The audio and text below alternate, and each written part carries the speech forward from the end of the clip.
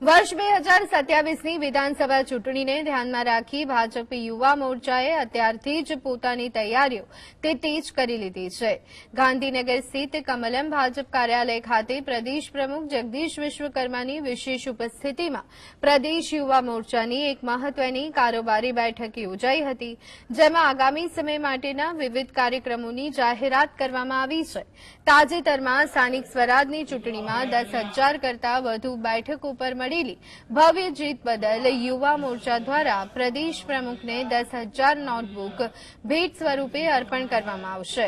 તો આ બેઠકમાં યુવાધનને પક્ષ સાથે જોડવા અને સશક્ત કરવા માટેના અનેક આયામો નક્કી કરાયા છે, જેમાં નારી શક્તિના વિઝનને આગળ ધપાવવા બહેનો સક્રિય રીતે રાજકારણમાં જોડાય તેવા વિશેષ કાર્યક્રમનું આયોજન થશે।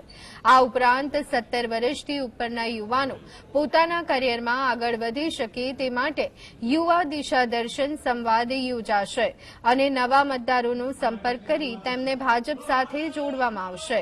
કેટલાક રાજકીય પક્ષો યુવાનોને ગેરમાર્ગે દોરી રહ્યા હોવાનો આક્ષેપ કરતા નેતાઓએ જણાવ્યું કે આ અભિયાન યુવાનોને સાચી દિશામાં લઈ જશે, તો સાથે જ યુવા પેઢી વ્યસનના રસ્તે ન ચડે તે માટે પણ ખાસ જનજાગૃતિ કાર્યક્રમ હાથ ધરવામાં આવશે।